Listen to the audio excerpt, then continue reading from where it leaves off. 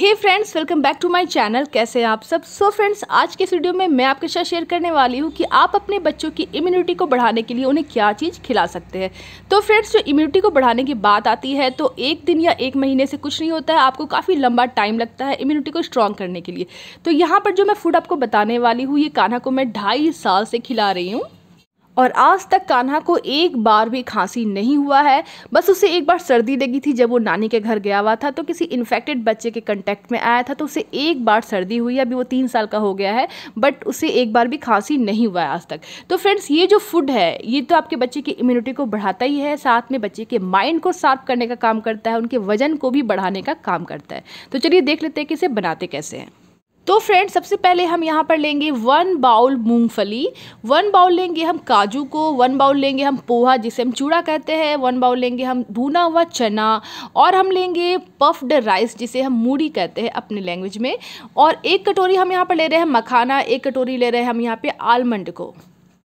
तो फ्रेंड्स, इस homemade Cerelac का जो पहला इंग्रेडिएंट है वो है मखाना। तो जो मखाना होता है फ्रेंड्स, ये कंप्लीट फूड माना जाता है क्योंकि इसमें कार्बोहाइड्रेट, प्रोटीन्स और फैट्स बहुत कुछ होते हैं। ये साथ ही इसमें एंटीऑक्सीडेंट्स प्रॉपर्टीज़ भी होते हैं, मिनरल्स भी होते हैं, कैल्शियम, फास्फोरस भी होते हैं, जो बच्चों के हड्डियों के लिए बहुत सही होता है। अब हम यहाँ पर ले रहे हैं आलमंड्स जिसे हम बादाम कहते हैं, और बादाम की बेनिफिट्स तो मैं अपने कई सारे वीडियोज़ में मैंने आप सबको बताया ही है। आलमंड्स में मैग्नीशियम, जिंक और राइबोफ्लेविन के साथ साथ विटामिन ई भी होता है, एंटीऑक्सीडेंट्स भी होता है, प्रोटीन भी होता है और आयरन भी होता है, जो एक हेल्दी इम्यून सिस्टम के लिए बहुत ही इंपॉर्टेंट इंग्रेडिएंट होता है। अब हम यहाँ पर ले रहे हैं मूंगफली को। मूंगफली को भी एक कंप्लीट फूड माना जाता है, जिसके बारे में आपको आगे मैं बताऊंगी। अब मैं यहाँ पर ले रही हूँ पफ्ड राइस जिसे बच्चों के वेट गेन में यूज़ किया जाता है, और यहाँ पे ले रही हूँ मैं भुना हुआ चना। तो फ्रेंड्स, इससे सत्तू बनता है, आप सबको पता ही है कि ये कितना ज़्यादा बेनिफिशियल होता है हमारे बॉडी के लिए। और अब मैं यहाँ पर ले रही हूँ पोहा जिसे हम चूड़ा कहते हैं, इसमें बहुत सारे कार्बोहाइड्रेट्स होते हैं। अब मैं यहाँ पर ले रही हूँ काजू को। तो इन सब के जो बेनिफिट्स है मैं आपको आगे बताऊँगी वीडियो में। तो सबसे पहले बात करते हैं मूंगफली के बारे में। तो फ्रेंड्स, ये जो मूंगफली होता है इसे आप 6 महीने के ऊपर के बच्चों को खिला सकते हैं, बट मैंने इसे कान्हा को जब वो 1 ईयर का हो गया था तब स्टार्ट किया खिलाना। मूंगफली में कार्बोहाइड्रेट और प्रोटीन के साथ साथ बहुत सारे मिनरल्स और विटामिन्स भी प्रेजेंट होते हैं, जैसे कि sodium, potassium, calcium, magnesium, iron और vitamin B6, vitamin B3 and D present होता है। तो फ्रेंड्स, ये जो कैल्शियम होता है और फॉस्फोरस, विटामिन डी जो होता है वो बोन्स को स्ट्रॉन्ग करता है। साथ ही इसमें प्रेजेंट विटामिन B3 जो होता है वो माइंड को शार्प करने का काम करता है। साथ ही जो मूंगफली होता है इसकी जो तपिश होती है वो बहुत गर्म होती है, इसलिए इस वजह से इसको सर्दियों में खाया जाता है। बट अगर इसे आप खाते हो गर्मियों में भी तो आपको सर्दी खांसी की प्रॉब्लम नहीं होगी। तो सबसे पहले मैं यहाँ पर भूनने जा रही हूँ पफ्ड राइस को, जिसे हम अपने लैंग्वेज में मूढ़ी कहते हैं। सब उसके लिए मैंने यहाँ पर कढ़ाई को गर्म कर लिया है। आपको मीडियम या लो फ्लेम पर ही सभी इंग्रेडिएंट्स को भूनना है।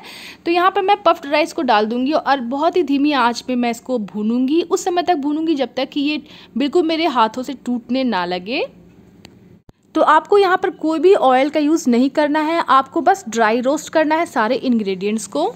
तो आप देख सकते हैं कि ये बिल्कुल मेरे हाथों से फूटने लगा। तो अब मैं इसे निकाल लूँगी। पफ्ड राइस में प्रोटीन और फाइबर के साथ साथ मैग्नीशियम और कैल्शियम भी होता है, जो बच्चों की डेवलपमेंट के लिए बहुत सही होता है। तो नेक्स्ट हम यहाँ पर रोस्ट करने वाले हैं पोहा जिसे चूरा भी कहते हैं। तो फ्रेंड्स, ये जो चूरा होता है इसमें मैग्नीशियम, आयरन, कार्बोहाइड्रेट, प्रोटीन और फाइबर भी होता है, तो ये बच्चों के लिए बहुत ही ईजी टू डाइजेस्ट होता है।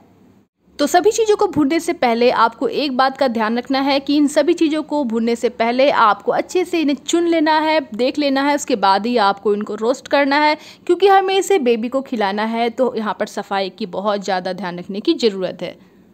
तो अब हम यहाँ पर रोस्ट करने वाले हैं मखाना को। तो फ्रेंड्स, ये जो मखाना होता है इसकी भी बहुत सारे बेनिफिट्स होते हैं। मखाना में protein, carbohydrate, fat, calcium, sodium और आयरन होता है, जो बच्चों के शारीरिक और मानसिक विकास के लिए बहुत ही ज़रूरी होता है। तो अब बारी आती है बादाम की, जिसे हम आलमंड भी कहते हैं। तो फ्रेंड्स, ये जो आलमंड्स होता है ये कंप्लीट फूड के नाम से भी जाना जाता है। तो इसे भूनने के लिए आपको थोड़ा सा धैर्य की ज़रूरत पड़ेगी, क्योंकि इसे लो टेम्परेचर पर भूना जाता है। तो बच्चों की इम्यूनिटी को बढ़ाना है तो उन्हें आलमंड्स आप ज़रूर खिलाइए।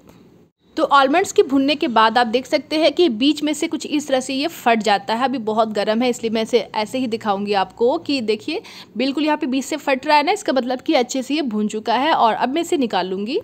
तो अब हम यहाँ पर भूनने जा रहे हैं काजू को। तो फ्रेंड्स, ये जो काजू होता है इसके भी बहुत सारे बेनिफिट्स होते हैं, स्पेशली ये इम्यून सिस्टम को स्ट्रॉन्ग करने का ये बहुत ज़्यादा काम करता है, क्योंकि इसमें कार्बोहाइड्रेट, प्रोटीन्स और एंटीऑक्सीडेंट्स होते हैं। साथ ही जो सबसे इंपॉर्टेंट होता है वो है जिंक और कॉपर। तो कॉपर और जिंक जो होता है इसमें भर भर के होता है। तो अगर आपको अपने बच्चों की और खुद की इम्यूनिटी बढ़ानी है तो आप काजू को रेगुलर खाइए।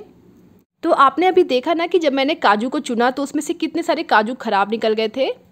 तो अब मैं यहाँ पर रोस्ट करने वाली हूँ भुना हुआ चना। तो आप सोचेंगे कि ये तो ऑलरेडी भुना हुआ है, फिर भी इसे क्यों भून रही है। तो फ्रेंड्स, इसके पीछे का रीज़न ये है कि जब हम इसे थोड़ा सा लो टेम्परेचर पर भून लेते हैं तो ये क्रिस्पी हो जाता है बहुत ज़्यादा और अच्छे से ग्राइंड भी हो जाता है और इसमें बची हुई सारी नमी जो है वो एवोपोरेट हो जाती है। तो यहाँ पर मेरा भुना हुआ चना रेडी हो चुका है, तो मैं इसे बाहर निकाल लूँगी। तो अब बारी आती है मूंगफली को भूनने की। तो फ्रेंड्स, मूंगफली को भूनने से पहले आप इसे अच्छे से चुन लें, ताकि इसमें कोई फंगस लगा हुआ मूंगफली हो तो आप उसे निकाल कर बाहर फेंक दें और अच्छी मूंगफलियों को ही आप भूनें। तो फ्रेंड्स, ये जो भुना हुआ चना होता है इसमें बहुत सारे आयरन्स होते हैं, विटामिन B6 होता है और साथ ही सबसे इम्पॉर्टेंट इसमें जिंक होता है। तो ये इम्यून सिस्टम को स्ट्रॉन्ग करने का काम करता है। तो यहाँ पर जो भुना हुआ चना था इसमें जो छिलकी थी वो मैंने उतार ली है छिलकों को। अब मैं यहाँ पर जो मूंगफली है इसे लो टेम्परेचर पर भून लूँगी। उसके बाद जब ये ब्राउन कलर का हो जाएगा तो मैं इसे निकाल लूँगी और ठंडा होने के बाद इसके भी छिलके को मैं उतार लूँगी। तो यहाँ पर हमने सारे इंग्रेडिएंट्स को भून लिया है। अब हम सभी इंग्रेडिएंट्स को एक साथ मिक्स कर लेंगे ताकि सभी इक्वली हर जगह डिस्ट्रीब्यूट हो जाए। उसके बाद हम इसको ग्राइंडर में ग्राइंड करेंगे। तो यहाँ पर आपको एक बात का ध्यान रखना है कि जो ग्राइंडर है वो बिल्कुल भी उसमें नमी नहीं होना चाहिए, बिल्कुल ड्राई एंड क्लीन होना चाहिए। उसके बाद मैं इसको बहुत ही बारीक ग्राइंड कर लूँगी।